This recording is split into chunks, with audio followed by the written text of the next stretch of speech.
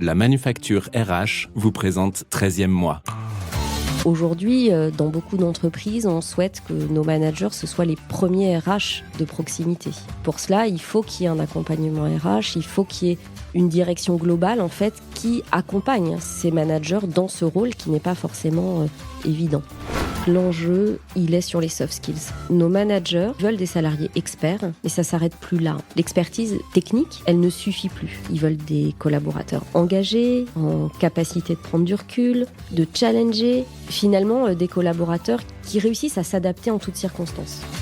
C'est aussi un engagement fort auprès de nos collaborateurs. L'engagement qu'ils vont apprendre chez Antoria, qu'ils vont progresser et que nous allons avec eux anticiper les besoins d'expertise qu'ils auront pour demain, pour après-demain et de fait développer leur employabilité. Je pense que les entreprises ont un enjeu de développement d'employabilité. Papa, c'est vrai que tu licencies des gens ? C'est la phrase que ma fille m'a prononcée un matin sur le chemin de l'école. Je suis Flaubert, ancien DRH et fondateur de la Manufacture RH, le spécialiste du recrutement et du coaching des fonctions ressources humaines. Avec 13e mois, je vous propose d'aller à la rencontre de celles et ceux qui font briller les ressources humaines. Qu'ils soient DRH, HRBP, responsables du recrutement ou des relations sociales, ils vont vous inspirer et vous donner une autre vision de ce métier formidable.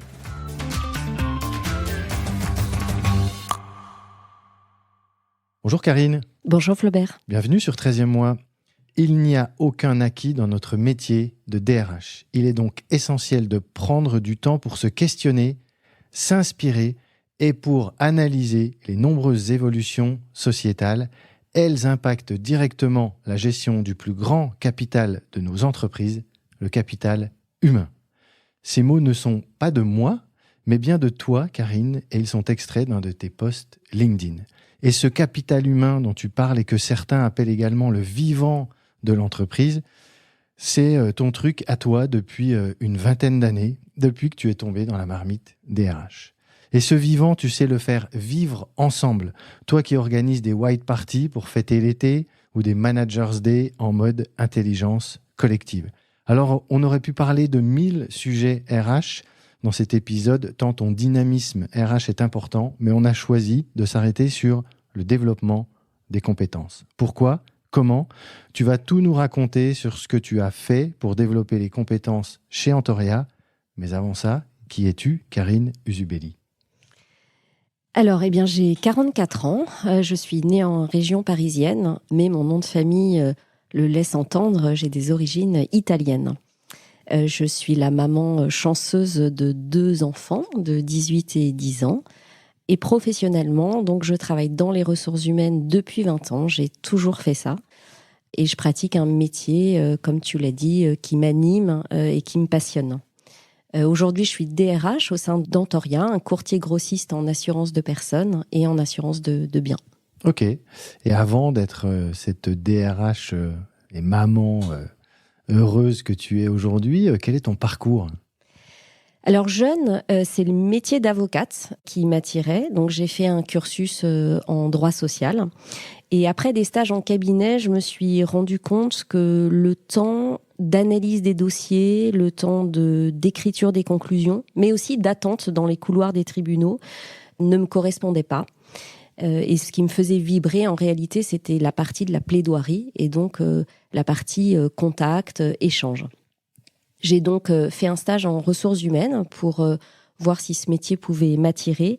Et là, comme tu le disais, je suis tombée dedans. Et j'ai du coup fait un master en RH qui me permettait à la fois de capitaliser finalement sur cette compétence de droit social, tout en m'ouvrant sur un champ de la diversité, de l'humain, de la communication qui me convenait bien.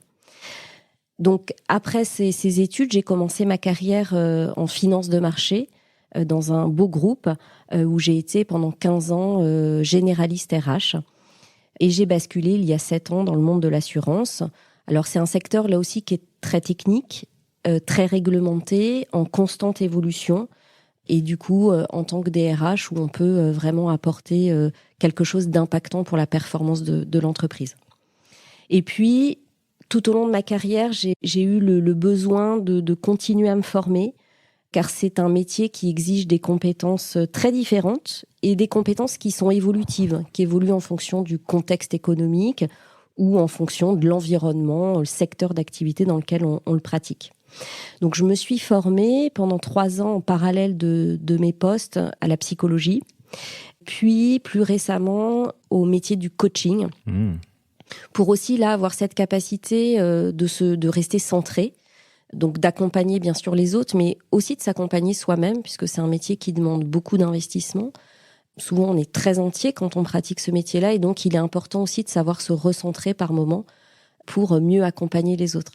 J'aime bien l'idée dans les avions où on dit que voilà, si on manque d'oxygène, avant de mettre le masque à son enfant, il faut d'abord se le mettre à soi-même. Je pense qu'en matière RH, on peut faire aussi ça, c'est-à-dire prendre soin de soi pour ensuite être armé pour bien prendre soin des autres. J'adore l'image du masque et l'oxygène qu'on prend avant, évidemment, oui, et ça, très très belle image, j'avais jamais pensé à ça, je t'avoue, donc merci déjà pour cette belle métaphore. Est-ce que ce que je note dans ce que tu dis, la première chose c'est donc, tu as un socle de juriste en droit social, beaucoup rentrent dans les RH sur cette partie-là, mais pas que. Je note une deuxième chose, c'est cette formation perpétuelle, en tout cas ce besoin dans la fonction RH de se former parce qu'il y a des choses qui avancent, qui bougent et tu l'as très bien dit. Et ce que je trouve aussi très marquant dans ce que tu nous dis de ton parcours et qui représente bien les RH, c'est que tu as beau partir d'un support, d'un départ qui est juridique social, tu as également une formation en coaching. Donc là, on oublie complètement la rigueur juridique, mais on est vraiment ouvert à l'autre. Et c'est vraiment, je trouve, l'amplitude globale de la fonction RH que tu décris à travers ton parcours. Oui, et c'est vrai que se former au coaching ou à la psychologie nous donne une meilleure compréhension de l'humain. Et l'humain, son spectre est tellement large, les comportements humains sont tellement divers qu'être formé à ça, ça nous permet, nous, en tant qu'RH, de prendre du recul aussi et parfois de mieux comprendre certaines attitudes ou certains comportements, qu'ils soient individuels finalement ou des comportements aussi collectifs. Et du coup, de mieux accompagner soit nos collaborateurs, soit nos managers dans un but de performance de l'entreprise et puis d'épanouissement, bien sûr, pour les salariés qui la composent. Allez, juste, j'imagine que certaines auditrices ou auditeurs sont en train de se dire « Tiens, moi, j'aimerais bien aussi, moi, je suis DRH et le coaching, j'aimerais bien mettre cette palette supplémentaire là à tout ce que je sais déjà faire. » Comment tu as fait ça ? Tu as fait ça en parallèle ? Alors, j'ai fait ça, oui, en parallèle de mon poste, bien évidemment. Donc, dans un organisme qui s'appelle Dialogue Coach et qui nous permet, en pratiquant notre métier, et pas que des RH, d'ailleurs, ce qui était intéressant dans la formation, c'est qu'on avait des gens de tout univers, de tout poste, de tout secteur d'activité, et de tout âge. Et donc, on fait ça le week-end, le soir, et puis 1 ou 2 journées par mois dédiées à cela. C'est une vraie remise en question, donc faut vraiment que ça parte de nous. Moi, j'ai fait ça pendant 2 ans, et ensuite, j'ai souhaité, pour justement, et ce qui fera le lien très bien avec notre sujet, j'ai souhaité pouvoir faire valider si j'avais acquis cette compétence-là. Et donc, je suis allée au syndicat professionnel des coachs. Et donc là, je me suis fait certifier donc de façon totalement décorrélée de cette école-là. Donc, j'ai passé un examen. Et donc, des coachs expérimentés ont pu valider la compétence de coach que j'avais acquise. Après, c'est une compétence qui vit, donc il faut l'entretenir, bien évidemment. Et puis, continuer à échanger sur tous les sujets que ça soulève. Génial. Merci de cette présentation de ton parcours qui nous a permis d'ouvrir sur le coaching. Je te propose maintenant de nous parler un peu d'Antoria. Oui. C'est quoi alors, tu nous as expliqué un peu le business, mais les collaborateurs, les valeurs, peut-être donner quelques exemples de ce que vous faites en termes de business pour bien situer quel DRH tu es, dans quel business tu interviens. Avec plaisir. Donc, Antoria, c'est un acteur majeur du courtage en assurance de personnes, donc la partie santé et prévoyance, et en IARD sur l'assurance de biens. Antoria fait ça depuis 20 ans et on se positionne comme le partenaire assurance des entrepreneurs. Ok. Donc ça, c'est quelque chose qui m'attirait. Moi, j'ai un esprit assez entrepreneurial. Et du coup, de travailler dans une société qui accompagne les entrepreneurs français était un levier de motivation pour moi. On a aujourd'hui 350 collaborateurs qui sont des experts de l'assurance, qui sont répartis sur 3 sites, donc le Valois-Perret où je te reçois aujourd'hui. Très beau site. Merci. Lyon et Rennes. Et en fait, Antoria conçoit, commercialise, souscrit et gère donc des solutions d'assurance pour des travailleurs indépendants, pour des dirigeants ou pour des salariés de petites structures professionnelles. Donc c'est une entreprise qui est très entrepreneuriale, que j'ai vu grandir, puisque j'y suis rentrée il y a 7 ans pour créer la fonction RH au sein de cette entreprise. Donc je vois cette entreprise évoluer, se transformer dans un secteur qui est très concurrentiel, qui est aussi très technique et très réglementé. Et c'est surtout une entreprise qui a la chance d'avoir des collaborateurs qui sont passionnés, eux aussi, vraiment de leur métier et de la relation client qu'ils ont avec nos courtiers de proximité. Et donc, mon rôle, bien évidemment, au sein de cette structure, c'est d'accompagner finalement toute cette richesse humaine au service de la performance de l'entreprise et au service de nos clients courtiers. Et donc, tu es DRH ici depuis 7 ans. Donc, j'ai créé la fonction RH. Je l'ai modelée, fait évoluer aussi en fonction des différents besoins de l'entreprise. On a vécu il y a quelques années une grande fusion, donc qui a amené aussi la fonction RH à se remettre en question. Et donc voilà, c'est intéressant de rester aussi sur un temps qui est assez long pour pouvoir capitaliser et faire évoluer la fonction RH au regard de l'évolution de cette entreprise. Donc quand tu es arrivé il y a 7 ans, la fonction RH n'existait pas? Alors, elle existait, mais elle était prise en charge par des directeurs opérationnels. Donc, il y avait vraiment des émanations. Il y avait, par exemple, un service paye qui était intégré à la comptabilité. Il y avait un peu de communication interne qui était au marketing. Bref, elle irriguait l'entreprise, mais au sein des directions opérationnelles. Donc, mon objectif, et le président de l'époque voyait bien que l'entreprise commençait à évoluer, avait ce besoin de créer une direction qui allait accompagner l'évolution et la croissance de l'entreprise. C'était vraiment pensé comme cela. Moi, j'ai accepté de relever ce défi parce que j'avais carte blanche aussi pour créer cette fonction-là. Et finalement, lui donner vraiment la couleur de l'entreprise et lui donner les missions dans l'objectif de faire croître l'entreprise et les collaborateurs qui la constituaient. Ça, c'est un truc qu'on voit. C'est une belle histoire. C'est quelque chose qu'on voit assez souvent de ces entreprises qui commencent à grandir. Et la fonction RH, elle n'est pas incarnée. Toi, tu l'as incarnée, cette fonction RH. Après, tu vas nous parler de ton orga. Mais elle est gérée de manière un peu éparse à droite à gauche. Certains vont gérer la com, d'autres une partie un peu plus admin. Et à un moment donné, on se dit non, mais là, il nous faut quelqu'un qui va incarner cette fonction, qui va gérer, qui va prendre toute l'amplitude et qui va nous accompagner dans notre croissance, dans notre développement. Et même s'il n'y a pas une croissance énorme, à partir d'un certain nombre de collaboratrices et collaborateurs, il faut qu'il y ait une fonction qui gère l'humain et qui gère les compétences, etc. Oui, et une fonction où l'expertise ressources humaines est vraiment reconnue, en fait, et vraiment, comme tu le disais, incarnée. Aujourd'hui, dans beaucoup d'entreprises, on souhaite que nos managers, ce soient les premiers RH de proximité.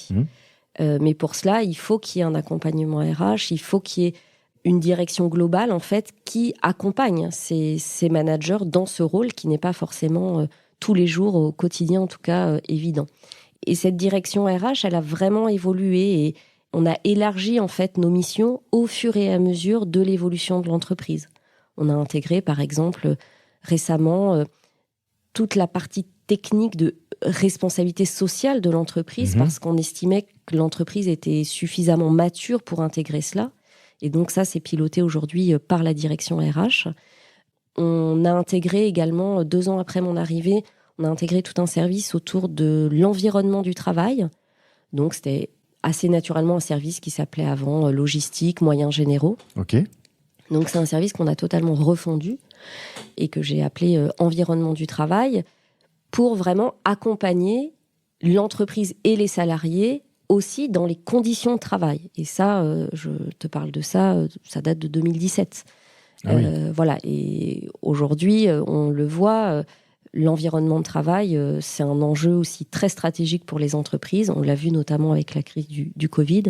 Et donc, on est ravis à la direction RH de pouvoir piloter aussi cette matière-là. Il valait mieux, en effet, prendre ce virage-là en 2017 plutôt que d'attendre et essayer de récupérer. Et c'est vrai que c'est un vrai sujet à enjeu, notamment dans le recrutement, dans la marque employeur.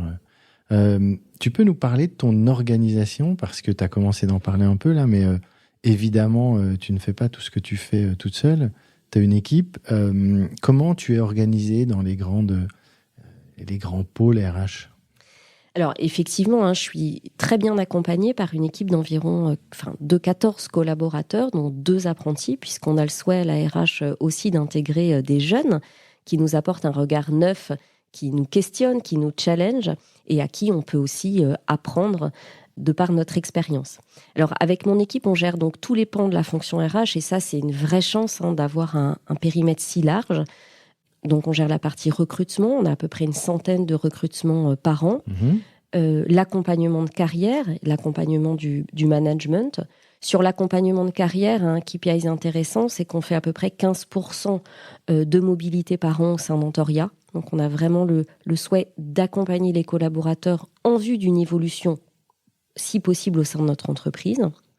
On a tout un pôle de data RH, historiquement, qui s'appelait la paye, mais c'est bien plus large que ça, puisque on est aujourd'hui dans une matière où on doit fournir des indicateurs, soit de par des contraintes réglementaires, soit pour l'interne, pour pouvoir affiner notre stratégie RH. Donc là, j'ai un pôle de 3 personnes à la data RH, un pôle dont on va parler, le pôle du développement des compétences, avec là une spécificité chez Antoria, c'est qu'on s'occupe bien évidemment du développement de compétences de nos salariés, mais depuis 2019, on a créé un organisme de formation qui s'appelle Parcours Assure, et donc on vend de la formation à nos clients courtiers.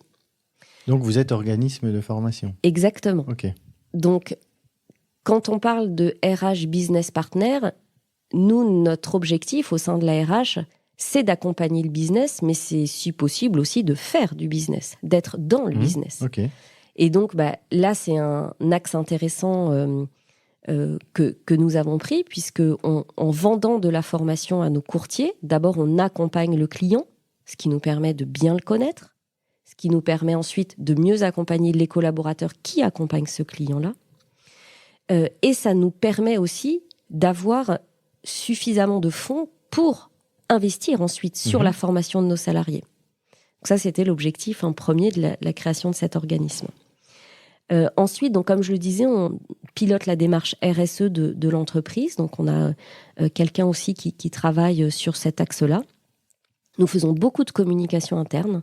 Je crois beaucoup au marketing RH et au transfert d'informations. Il faut beaucoup innover aussi là-dessus parce qu'on voit que les collaborateurs parfois manquent de temps pour lire ou pour écouter. Donc, sur la partie communication interne, on essaye de faire des choses un peu innovantes. Faire savoir. Le faire savoir et faire savoir les choses pertinentes et qui vont intéresser les salariés qui, eux-mêmes, dans leur journée, n'ont pas toujours beaucoup de temps à consacrer à la lecture d'articles, etc. Donc là, en ce moment, on travaille beaucoup sur la vidéo, par exemple. On travaille beaucoup aussi à donner la parole à nos experts, à mettre en avant ceux qui font l'entreprise. Et ceux qui font l'entreprise, c'est pas nous, c'est nos salariés. Et donc, c'est leur donner la place aussi qu'ils méritent. Ensuite, à la RH, on gère bien sûr tout l'aspect juridique social. Donc là-dessus, on est aussi bien dimensionné pour cela. Et puis, comme je le disais, l'environnement du travail, ce qui nous permet d'être très agile. Et là aussi, on fait évoluer l'environnement du travail en fonction de l'évolution de l'entreprise. Là, on est en train de réorganiser tout notre siège. Sur Rennes, on a ouvert un plateau aussi projet parce qu'on a décidé de lancer une équipe dédiée à nos courtiers VIP, nos courtiers qu'on a appelés les courtiers cercles. Et bien là, on a décidé que l'environnement du travail allait être aussi un peu plus innovant, un peu plus collaboratif pour les salariés qui vont accompagner ces courtiers-là. Voilà, donc c'est une équipe de 14 collaborateurs, donc assez naturellement organisée en front RH et en pôle d'expertise que j'ai cité précédemment. Et sur le front RH, on a la chance, parce que c'est une valeur fondamentale de l'entreprise depuis plus de 20 ans, la valeur de la proximité, d'avoir sur chaque site un responsable RH de proximité. D'accord. Donc ça, c'est important puisque c'est un interlocuteur dédié, référent pour nos salariés et pour les managers du site en question. Et ce sont des collaborateurs qui sont généralistes RH et qui peuvent donc, bien sûr, faire appel aux expertises de leurs collègues, mais qui sont en accompagnement direct des gens qui composent leur portefeuille. D'accord. Ok, écoute, merci. Très intéressant le côté data, quelque chose qu'on commence à voir de plus en plus dans les directions RH, mais comment on utilise la data RH pour ensuite en découler des actions, des stratégies, etc. Et l'autre point, tu as donc parlé de responsable développement des compétences. Tu n'es pas sur une partie, on va dire, classique de formation. En général, le truc un peu classique, bateau, c'est direction formation. Quelle différence tu fais, toi, entre les deux ? Oui, alors, j'ai fait évoluer effectivement l'intitulé de ce pôle parce que très concrètement, les missions au sein de ce pôle ont évolué. Je pense depuis longtemps que le temps des services formation est révolu. Dans ce domaine, je considère que si les salariés ou si les managers nous font part de besoins de formation, c'est que finalement, nous n'avons pas, avec eux, assez anticipé. Il est essentiel aujourd'hui, avec nos managers et avec nos équipes, de poser le diagnostic des compétences actuelles, donc en termes de quelles compétences et quel niveau nous avons, de poser les besoins nécessaires pour que l'entreprise performe, pour que l'entreprise se distingue de la concurrence. Et une fois qu'on a cette base-là, de construire des parcours. Alors, c'est pas anodin que notre organisme de formation s'appelle Parcours Assure. Je pense qu'il faut construire des parcours de développement de compétences. Donc, qui finalement ne s'arrêtent pas à une action de formation, mais qui est vraiment un parcours du début jusqu'à la fin de comment on va accompagner le salarié dans l'entreprise et dans cet enjeu de développement de compétences. Ce que tu es en train de dire, c'est que le schéma un peu, on va dire à l'ancienne, parce que pour toi c'est à l'ancienne, si je comprends bien, ok, on se voit, moi, je voudrais faire une formation en X, Y, Z, ok, je note, et puis on fait remonter. Non, toi tu dis ça, c'est un schéma dépassé, et vous êtes beaucoup plus sur comment ça s'inscrit dans ton parcours à toi. Et c'est plus à nous d'anticiper même la formation, plutôt que toi, tu lèves le doigt en disant « je veux faire telle formation », c'est ça ? Oui, tout à fait. Alors, pour moi, je pense que c'est une responsabilité à la fois et un engagement, alors que nous prenons déjà vis-à-vis de nos clients, puisque nous leur promettons de l'expertise, et c'est pour ça qu'ils viennent chez nous, mais c'est aussi un engagement fort auprès de nos collaborateurs. C'est finalement l'engagement, quand on nous rejoint, qu'ils vont apprendre chez Antoria, qu'ils vont progresser et que nous allons avec eux anticiper les besoins d'expertise qu'ils auront pour demain, pour après-demain, et par là même, de fait, développer leur employabilité. Je pense que les entreprises ont un enjeu de développement d'employabilité. Pas juste interne, quoi. Là, tu es en train de dire, juste interne, il nous quitte, il aura un niveau élevé et il sera Exactement. expert. Je lisais un article il n'y a pas très longtemps. Si vous voulez fidéliser vos collaborateurs, formez-les. Voilà, je pense qu'aujourd'hui, les cartes ont été rebattues, beaucoup dans le cadre de cette crise Covid. Les clients, les employeurs, mais aussi les salariés attendent autre chose. Et les collaborateurs, nos collaborateurs, attendent qu'on développe leurs compétences et qu'on les pousse à cela aussi. Parce qu'on parle de responsabilité et d'engagement vis-à-vis de l'entreprise, je pense aussi que c'est une responsabilité et un engagement de nos salariés. De s'inscrire dans une volonté de développer leurs compétences. On le sait, l'impact des formations, quand elles ne sont pas choisies, quand le salarié n'est pas volontaire, ça ne fonctionne pas. Et là-dessus, je ferais presque un parallèle avec le coaching. On dit qu'on ne peut pas coacher quelqu'un qui ne le désire pas profondément. j'estime que développer les compétences, c'est pareil. Ça nécessite que nos salariés veulent le faire, donc qu'ils aient conscience de l'enjeu, qu'ils aient conscience aussi, alors pour eux et pour l'entreprise, et qu'ils aient conscience aussi de là où il faut aller. Et ça, c'est le rôle de l'entreprise, de leur montrer cette voie-là. Donner et le sens. Donner le sens. Donner du sens au quotidien sur les postes et donner le sens pour là où on va aller, ensemble, pour un bout de chemin. Et puis après, bien sûr, nos salariés peuvent aller dans d'autres entreprises. Mais c'est un cercle vertueux. Si toutes les entreprises investissent là-dessus, eh bien finalement, nous aussi, nous recruterons des collaborateurs bien formés et qui ont eu l'habitude d'apprendre. Je me trompe si je te dis que tu es vraiment en train de faire le lien entre la formation et la RSE ? Alors, dans notre démarche RSE, on a, nous, 4 piliers, dont un pilier primordial qui est être un employeur responsable. C'est exactement ça. Être un employeur responsable, c'est prendre conscience que on va accueillir quelqu'un dans l'entreprise, que notre objectif, c'est de le faire performer au poste où il est, pour le développement de l'entreprise, mais c'est aussi que cette personne puisse se développer personnellement et qu'elle ressorte un jour de l'entreprise en se disant « j'ai beaucoup appris ».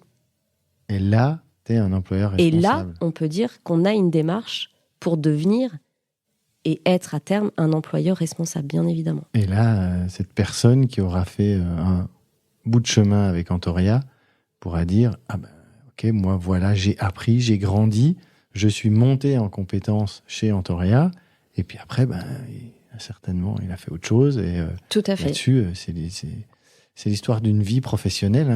Donc, non, mais c'est très bien parce que je vois vraiment le lien entre les deux. Et là, c'est une nouvelle fois ce que tu nous dis très, très concret.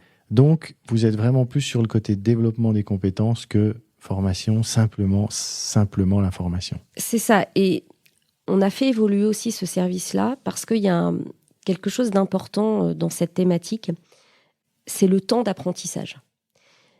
J'estime que ce temps d'apprentissage, il se bouscule souvent avec le temps de l'entreprise, avec le temps de la productivité, avec le temps de la performance. On n'a pas le temps d'apprendre, quoi, c'est ça ? C'est ça. Et le développement de compétences, c'est pas un projet court terme. La formation, ça nécessite du temps, ça nécessite de la régularité aussi, ça nécessite de l'engagement, comme je disais, de l'entreprise et du collaborateur. Et du coup, il faut vraiment faire accepter à l'entreprise que c'est pas des actions one-shot. Ok. D'où la notion de parcours, en fait, chez nous. On se donne le temps de faire grandir la personne. De déployer régulièrement, d'accompagner, d'animer, de communiquer, d'évaluer aussi l'impact des actions qui ont été faites. Là, je dirais, c'est presque, en fait, un enjeu de réconcilier le temps de l'humain, donc le temps de l'apprentissage, avec le temps de l'entreprise et de ses défis économiques, finalement. Et du coup, dans cet enjeu-là, la formation, pour nous, elle n'est qu'un outil parmi tant d'autres. Parce que le développement des compétences, il ne se fait pas que par la formation.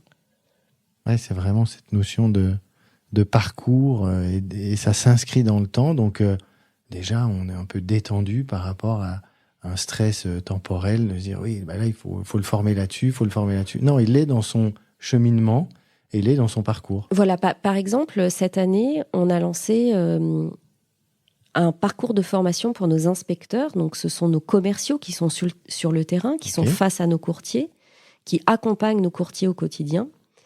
Et plutôt que de leur faire 3 jours de formation à Paris sur des thématiques techniques ou de comportement, ou plus de soft skills, eh bien, avec le patron du commerce, nous avons fait le choix de lancer une Sales Academy. Donc, on a fait vraiment un lancement. Et ce lancement, ça a été déjà d'évaluer leur niveau de compétences techniques. Okay. Et ensuite, on leur a proposé d'avoir un parcours sur l'année où, tous les lundis matins, ils commençaient leur semaine par 1 heure de formation. 1 heure d'apprentissage. À la fois par des experts externes de l'entreprise, sur des thématiques très précises, très pointues, mais aussi par des formateurs internes, c'est-à-dire des salariés de l'entreprise qui sont eux aussi des experts et qui peuvent donc apporter à leurs collègues. Et vous voyez, ça, très régulièrement, voilà, chaque semaine, démarrer sa semaine en se disant « je vais apprendre des choses ». Je vais apprendre des choses qu'ensuite je vais mettre en pratique sur le terrain avec mes courtiers, avec mes collègues. Et on a eu un excellent retour. On a terminé cette session, ce parcours de cette année, en évaluant à nouveau les compétences, donc pour voir la marge de progression. Et là, on travaille sur comment ces compétences et ces apprentissages vont être incarnés dans le quotidien de nos inspecteurs. Donc là, on a un autre enjeu, c'est la continuité et finalement le retour sur investissement pour eux et pour l'entreprise, bien évidemment. C'est assez contre-intuitif comme truc de dire je commence la semaine par 1 heure de formation, alors qu'en fait, c'est ça qu'il faut. Donner à la personne, prendre de la hauteur et dire tiens, tu vas commencer ta semaine en te formant. Bon, c'est bon. La semaine commence bien. Oui, et ça montre aussi, je trouve, la responsabilité de l'entreprise qui donne ce temps-là aux salariés. Après, je pense qu'on peut tous, et pendant la crise Covid, on l'a beaucoup vu, les salariés aussi se prennent en main, eux-mêmes se forment, lisent, regardent des documentaires, écoutent des podcasts. Mais voilà, c'est pas que dans un sens. Donc l'entreprise se doit aussi de mettre à disposition des choses et de l'intégrer dans le temps de travail. Et donc là, c'était de marquer ça en disant, voilà, vous lancez votre semaine par cet apprentissage, parce que dans vos postes, c'est important que vous ayez des compétences très affûtées, très à jour, très techniques, parce que c'est ça qui fait la différence avec nos courtiers. Je voulais que tu nous parles de votre... vous avez une stratégie d'entreprise, comme beaucoup, et vous avez des piliers. Et il y a le 11e pilier de votre stratégie d'entreprise. Je voulais que tu nous expliques quel était ce pilier. Oui, alors comme on le disait, il est indispensable aujourd'hui qu'on propose une expérience collaborateur qui est différenciante. Moi, j'aime beaucoup travailler en symétrie d'attention de l'expérience client, donc ce qu'on propose à nos clients courtiers et ce qu'on va proposer en interne. On l'a dit, l'entreprise, elle se doit d'être apprenante. Aujourd'hui, c'est plus du tout une option. On est finalement en responsabilité du savoir apprendre. Chez Antoria, nous, c'est même du savoir entreprendre et du savoir finalement se développer. Et lorsqu'on a lancé notre plan de transformation en 2021, qui avait pour but de reconquérir la confiance de nos clients, de nos partenaires assureurs et de nos collaborateurs, il nous a semblé important de dédier un axe dans notre plan stratégique qui pose cette ambition du développement de l'engagement des salariés et de leurs compétences. Donc c'est vrai que c'est assez rare pour le noter. C'est vrai. Dans les plans stratégiques, on est souvent très focus business, expertise technique, enjeux finalement commerciaux. Et finalement, le socle de tous ces axes-là, c'est quand même, est-ce qu'on a des salariés engagés et qui ont des compétences au bon niveau, au bon moment ? Nous, Antoria, on a fait une promesse d'expertise à nos courtiers et cette expertise, elle n'est possible et concrète que si on s'assure de l'engagement de nos équipes et de leur expertise. Donc, voilà, on a décidé sur 14 axes stratégiques, le 11e, c'est celui-ci, et c'est ce qui nous donne, nous, équipe RH, une responsabilité forte aussi pour, bien sûr, atteindre cet enjeu-là. Vous l'avez appelé comment, ce pilier ? On l'a appelé développement de l'engagement et des compétences des salariés. Ok, donc... tout simplement. Et j'aime bien le fait de lier, développer les compétences, ça va impacter l'engagement, et Dieu sait si ce qui fait la différence aujourd'hui dans les entreprises, c'est l'engagement collaborateur. Il n'y a rien de tel. Nous, nos candidats, ils nous demandent comment on va les accompagner, comment on va les intégrer aussi, puisque dans ce service développement des compétences, on intègre aussi tout l'accompagnement au moment de l'intégration.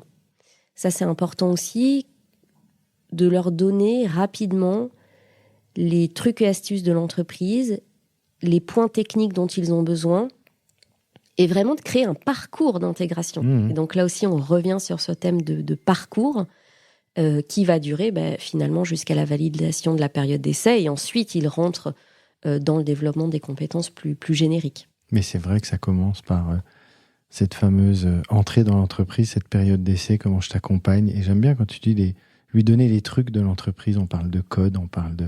Tout à fait. Voilà, et ça, c'est toujours très important avant de rentrer dans la partie compétences. Je voudrais maintenant qu'on se penche sur...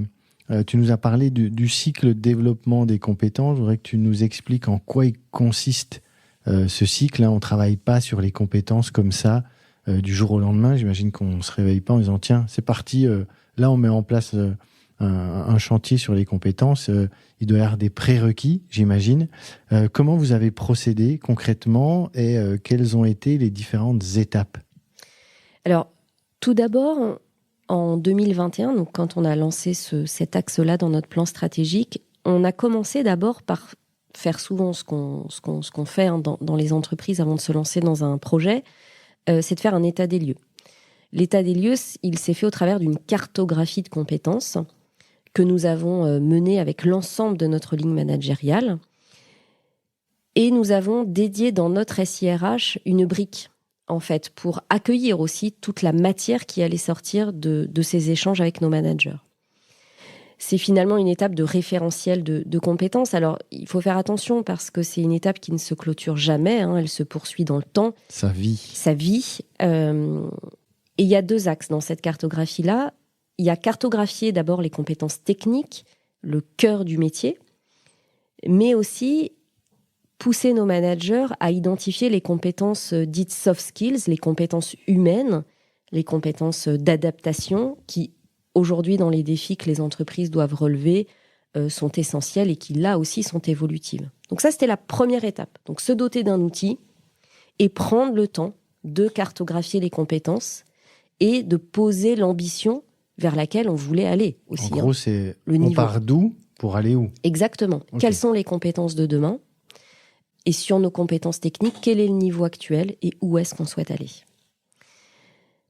Ensuite, une fois qu'on a fait cette étape-là, on a pu travailler sur les parcours de formation, les parcours d'accompagnement que nous allions proposer.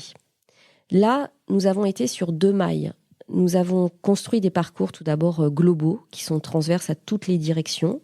Je pense à un parcours, par exemple, dédié au management de proximité ou encore un parcours dédié à la compétence de gestion de projet, qui est une compétence de plus en plus demandée dans nos entreprises. Ça veut dire que ça, tout le monde y passe ? C'est-à-dire que ça, on a pensé ces parcours-là de façon globale sans penser à une équipe en particulier. Okay. Et ensuite, c'est des parcours qu'on va proposer. Alors, le parcours management à tous nos managers et le parcours gestion de projet. Effectivement, on a des sessions qui sont ouvertes à tous les collaborateurs de l'entreprise qui le souhaitent et des sessions plus poussées pour des collaborateurs qui sont en position aujourd'hui ou demain de gérer du projet. Tu vois, dans ce que tu dis, je vois tout de suite la différence entre le parcours et la formation. Ouais. Quand tu es en train de parler de parcours, on voit le truc suivi. Pas juste, tiens, je vais te faire une formation en gestion de projet, tu vas y passer 2 jours, tu vas prendre des notes, hop, et ensuite tu seras la star de la gestion de projet. Le parcours, il s'inscrit vraiment dans une durée, on le sent là, moi je le vois. Tout à fait. Et alors, par exemple, pour ce parcours-là, là aussi, comme pour la Sales Academy, on a fait appel à des compétences externes, donc une grande école qui nous a accompagnés sur ce parcours-là. Mais derrière, on s'est dit, la gestion de projet, il y a des méthodes, ok, il y a de la technique, ok, mais après, chez Antoria, il y a une façon aussi de faire. Chez Antoria, on a un enjeu très fort sur les systèmes d'information. Donc la gestion de projet, elle impacte ça. Là, par exemple, en interne, on a demandé à notre DSI de nous monter un atelier pour expliquer comment faire une bonne expression de besoin. Ok. Qui est une des étapes, finalement, de la gestion de projet. Donc, pour répondre vraiment aux besoins des équipes informatiques. Et puis, on s'est fait aider également par notre direction de la transformation, qui, eux, sont des experts de la gestion de projet. Ils font ça depuis longtemps, ils se sont formés à ça. Et là, eux aussi, ils vont donner des trucs et astuces à nos collaborateurs, plus concrets, finalement, que l'approche théorique. Et c'est, alors je trouve ça top de faire appel à des experts internes ou externes qui vont amener, en effet, là, on sent qu'il y a vraiment des conseils très fins. Et ça s'inscrit sur quoi comme durée ? C'est quoi le rythme, si on prend cet exemple-là ? Alors, sur cet exemple-là, la formation technique, il y a eu plusieurs sessions. Donc là, ça va être assez traditionnellement, en tout, environ 2 jours à y consacrer avec différents niveaux, bien évidemment. Et ensuite, sur la gestion de projet et l'intervention de nos internes, on organise ce qu'on appelle des tea time, où là, les salariés qui le souhaitent se connectent donc un horaire prédéfini, des invitations qui sont envoyées. On enregistre également cette intervention qui dure 1 heure, qui est une intervention aussi où les collaborateurs peuvent poser leurs questions. Donc il y a vraiment un échange, hein, c'est pas descendant. C'est interactif, oui. Très interactif. Et le replay est mis à disposition de l'ensemble de nos salariés sur notre intranet, où là, on a créé finalement une bibliothèque de tous les replays de l'entreprise. On en a fait beaucoup, par exemple, dans le cadre de notre Sales Academy. Et aujourd'hui, les formations, les accompagnements qui ont été donnés à nos commerciaux sont disponibles à tous les salariés de l'entreprise sur l'intranet.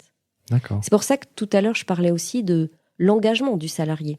Oui, c'est sa démarche à lui. Est-ce que je vais prendre du temps pour aller puiser dans la bibliothèque, dans la médiathèque finalement, des ressources qui sont mises à ma disposition?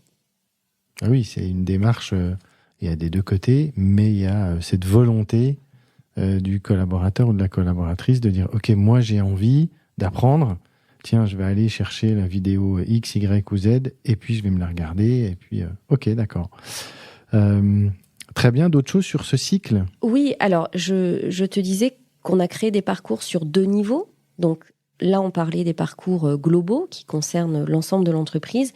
Et ensuite, bien sûr, on a défini des parcours plus locaux en fonction du besoin spécifique de nos équipes. Donc je parlais de la Sales Academy.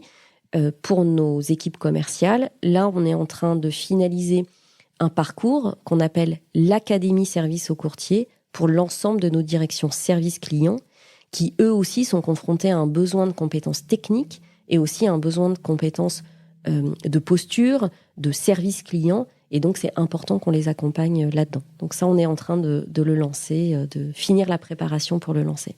Ok, donc des choses pour tout le monde, entre guillemets. Et puis ensuite, vous affinez et vous allez même dans la technicité très, très poussée. C'est ça, et on propose aussi à l'ensemble de nos collaborateurs, et cela dès qu'ils ont finalement signé un contrat avec nous, de pouvoir accéder à une plateforme dans laquelle se trouve tout un tas de modules de formation, donc en e-learning. Et là, les collaborateurs vont choisir ce qu'ils souhaitent faire. Donc il y a beaucoup de formations liées au monde de l'assurance, beaucoup de formations liées à la cible de clientèle que nous avons, mais aussi des formations liées au développement personnel, une formation sur la RSE, par exemple. Moi, j'ai un collaborateur qui arrive prochainement dans l'équipe, RH, et qui m'a dit qu'il avait déjà suivi 10 modules de formation, puisqu'il ne vient pas du monde de l'assurance, et qu'il souhaitait s'acculturer finalement à ce secteur d'activité. Eh bien, ça, c'est possible. Et ce collaborateur, futur collaborateur, s'est déjà formé avant même, du coup, de rentrer chez nous. Alors, tu vois, c'est un truc que je ne voyais pas. Moi, je suis toujours un fervent défenseur de cette période entre le recrutement et l'arrivée, et en disant, mais cette période, il faut la mettre à profit.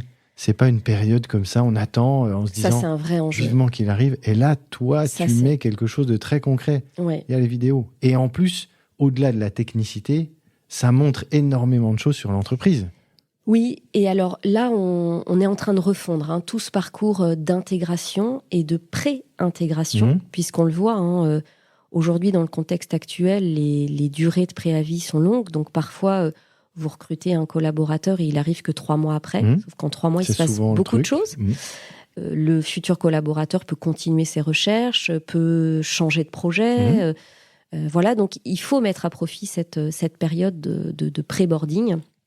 Nous, on se rend compte aussi que parfois nos salariés n'ont pas le temps de lire nos communications ou de regarder nos vidéos. Donc là, on a testé cet été pour tous nos arrivés de septembre. On leur a envoyé un mag qu'on a tourné avec News Assurance Pro, justement sur le développement des compétences, qui fait 12 minutes, une vidéo de 12 minutes.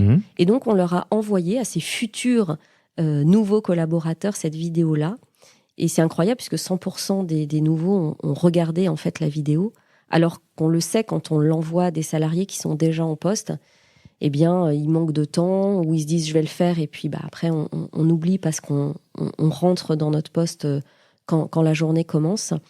Et on a eu beaucoup de retours positifs en fait sur l'envoi de cette vidéo en nous disant la vidéo est tournée dans les locaux, donc je commence déjà à visualiser les locaux. je vois certains membres de l'équipe RH, je comprends quelle est votre démarche.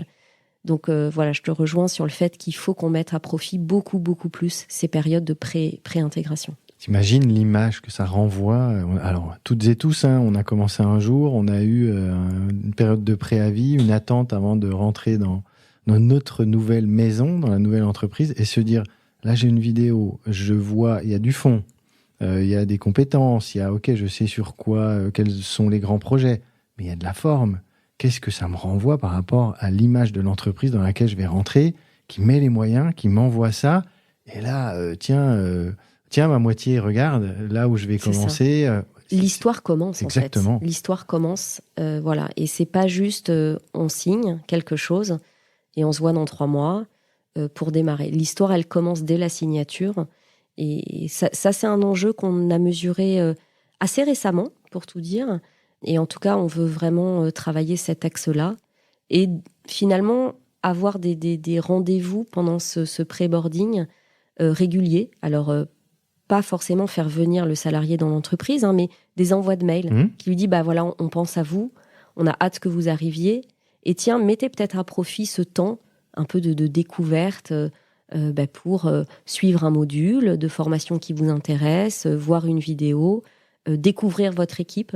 Donc voilà, donc ça avec le service communication interne qui est donc intégré à la direction RH, on y travaille.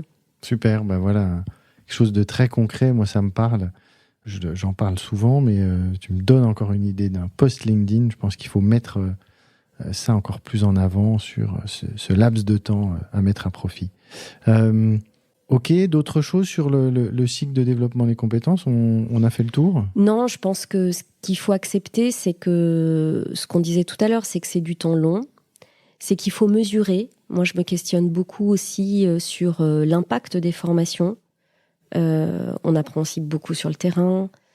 Voilà, donc il faut accepter de mesurer, de se remettre en question et d'accepter que ce soit du temps long et que ce soit régulier. Et donc, il faut investir sur ces sujets-là.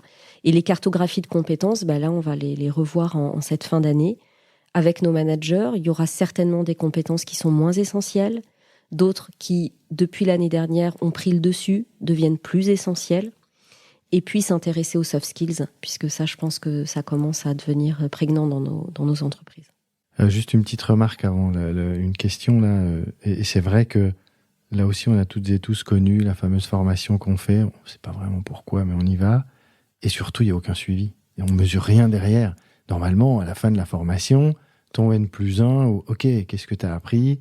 Qu'est-ce que tu vas changer ? Qu'est-ce que tu vas mettre en place ? Tu t'engages à quoi ? Et voilà.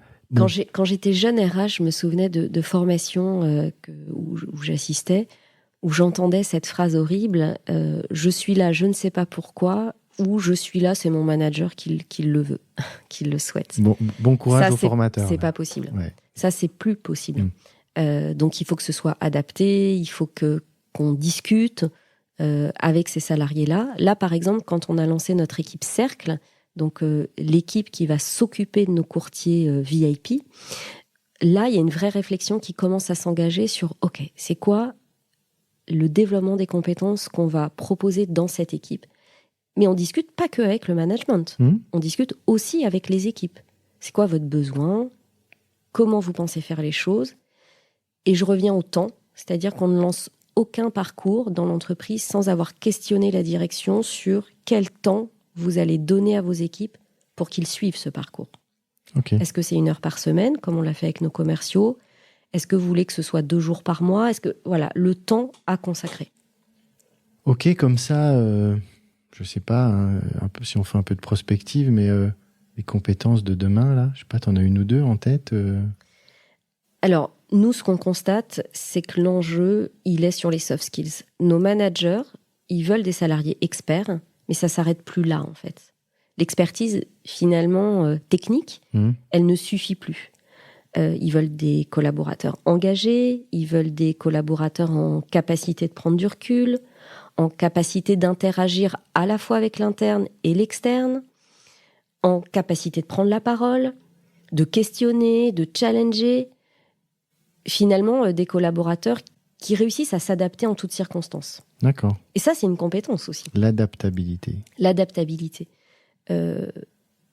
Quand on échange, nous, avec nos équipes, on voit bien que parfois, c'est au-delà de la compétence technique, c'est une posture qui est attendue. On parle beaucoup chez nous de capacité à prendre les sujets de bout en bout et à pas être siloté finalement. Donc ça, c'est quelque chose d'intéressant parce qu'on se questionne beaucoup sur finalement, est-ce que ces compétences-là d'adaptabilité, de capacité à prendre du recul, de capacité à prendre la parole, est-ce que ça, c'est quelque chose d'inné? Et du coup, il faut bouger alors nos méthodes de recrutement pour aller chercher ces compétences-là dès le recrutement, ou est-ce que c'est quelque chose qui s'apprend? Est-ce que c'est lié à une personnalité finalement, ou est-ce que c'est quelque chose qui s'apprend et que l'entreprise, notamment Antoria, peut apprendre à ses collaborateurs? Ton avis? Alors la réponse, elle n'est pas évidente. Nous, on va tester des choses, très clairement. Je pense que sur cet axe-là, il y a déjà un levier qui est très fort, c'est que nos managers, en agissant comme ils souhaitent que les collaborateurs agissent, c'est-à-dire en démontrant une capacité d'adaptation, une capacité à prendre du recul, eh bien, ils vont inspirer les salariés qui travaillent avec eux. Donc, je pense qu'un des axes, c'est aussi de travailler sur le manager inspirant. Voilà, on parle beaucoup de le leadership, le manager coach. Bon, déjà, si nos managers pouvaient inspirer au travers de leur propre posture, je pense que ça, c'est un levier. Et après, bien sûr, on va tester des formations pour voir si ça évolue. Et c'est pour ça que le développement des compétences, il intervient, enfin, la notion de compétence, elle intervient aussi dès le recrutement. Parce qu'effectivement, ça peut être une posture qui est attendue dès le démarrage, où le manager n'a pas le temps, finalement, d'attendre que la posture en question soit développée. Ok, écoute, merci. On va donc terminer sur cette notion de manager inspirant, que j'aime beaucoup. On voit l'exemplarité derrière. Moi, j'aime bien aussi parler d'exemplarité, pas la perfection. La perfection n'existe pas, mais en effet, quand on arrive à être au moins exemplaire et à inspirer, ça part de là. Et quoi de mieux pour donner envie à ses équipes, en effet. Avant de se quitter, Karine, je vais te poser les 3 questions que j'ai l'habitude de poser à mes invités. La première, quel conseil donnerais-tu à la jeune Karine de 25 ans qui se dit moi ça y est, je veux faire carrière dans les RH, je veux y aller? Ce serait quoi ton conseil? Alors, d'abord, je lui dirais c'est bien d'avoir fait des stages pour cerner ce qui t'animera tout au long de ta carrière. Donc ça, je recommande à tous nos jeunes auditeurs de faire des stages pour aller tester, pour expérimenter finalement un poste que parfois on fantasme, et voilà, de pouvoir mieux comprendre ce qui va les animer pour demain. Alors après, à la Karine de 25 ans, je lui dirais d'être attentive aux autres, à son environnement aussi, et aussi de se protéger. Le métier d'RH, c'est un métier où on se donne entièrement, où au-delà de l'expertise, on met souvent ses tripes sur la table, ses valeurs, sa déontologie même. Donc ça nécessite de savoir prendre du recul, de la hauteur aussi parfois. Et puis peut-être que je lui dirais aussi, tu as raison d'avoir poussé la porte d'une association RH, en l'occurrence l'ANDRH, pour d'abord échanger en permanence avec ses pairs, pour faire connaître aussi ce merveilleux métier, et puis pour s'entourer de gens là aussi passionnés de la fonction. Et disons-le, on peut être jeune RH et intégrer la NDRH. Il y en a de plus en plus qui le font. Oui. Et il y a un vrai parcours là aussi pour intégrer la NDRH en étant jeune RH. Et ça a été mon cas puisque j'ai poussé la porte de cette association il y a plus de 20 ans. Et j'y suis toujours et j'y apprends beaucoup, j'échange beaucoup et je rencontre des personnes passionnées et passionnantes. Et je dis ça, j'ai pas d'action à la NDRH, donc c'est totalement sympathique. Voilà. Autre question, Karine, tu pars sur une île déserte, tu emmènes un livre. Quel est ce livre? Alors, les îles désertes, très peu pour moi. Il faut qu'il y ait du monde. Il faut qu'il y ait du monde quand Ok. même. Alors, mais pour répondre, j'emporterai un livre alors qui m'a beaucoup marqué. Instinctivement, je répondrais à un livre de Marcel Pagnol, Mhm. mais j'ai en tête un livre qui m'a marqué qui s'appelle Une année en Provence de Peter Mayle. Mhm. C'est un Anglais en fait qui vient s'installer en Provence et qui nous raconte mois par mois ses découvertes de la Provence et qui nous décrit avec un détail incroyable le temps qui passe dans cette région. Le temps qui passe avec saveur, voilà, avec des détails incroyables sur cette magnifique région. Et c'est vrai que c'est un livre à la fois qui m'apaise et qui me fait voyager, qui m'emmène instantanément là-bas. Et puis bon, à l'intérieur, j'y glisse quand même un marque-page avec les photos des gens que j'aime. D'accord. C'est marrant le temps qui passe, le temps de la formation. On a beaucoup parlé dans ce que tu disais. Donc, je fais et bien tu entre les remarqueras deux. que dans mon bureau, j'ai plein de sabliers, C'est vrai. puisque je collectionne cet objet qui rappelle que le temps passe doucement, mais sûrement, et donc il faut l'utiliser à bon escient. Le mettre à profit. Dernière question, Karine. Une personne que tu me recommandes d'inviter sur le podcast 13e mois et qui évolue dans le monde des RH? Alors, en tant qu'auditrice de ton podcast, j'aimerais bien un jour pouvoir entendre un jeune de la fonction RH plutôt qu'un DRH expérimenté. J'aimerais bien savoir quelle est leur approche du métier, quelle est leur vision, essayer de voir comment les années récentes, notamment avec la crise Covid, a bousculé peut-être cette approche du métier. Comment ils appréhendent aussi la complexité de l'humain. Ok. Voilà, donc je vais pas te donner un nom, mais Tu me donnes plutôt une en tout cas, thématique. ouais, moi c'est ce que j'ai envie Ok. d'entendre, les jeunes, ceux qui vont occuper ce métier-là demain ou qui l'occupent déjà. Et je suis sûre qu'ils ont plein de choses aussi à nous dire sur le monde de l'entreprise et leur vision et l'évolution qu'ils envisagent. Je vais me mettre en quête, et puis si on a une jeune auditrice dans les RH ou un jeune auditeur qui se fasse connaître, et j'irai à sa rencontre avec plaisir, et tu nous diras ce que tu penses de l'épisode qu'on tournera. Merci beaucoup, Karine, c'était très Merci à riche, toi, très Flaubert. complet. À très bientôt, et puis merci encore pour tout ce que tu nous as donné dans cet épisode. Merci à toi de nous À bientôt. m'avoir donné la parole. Au revoir. Au revoir.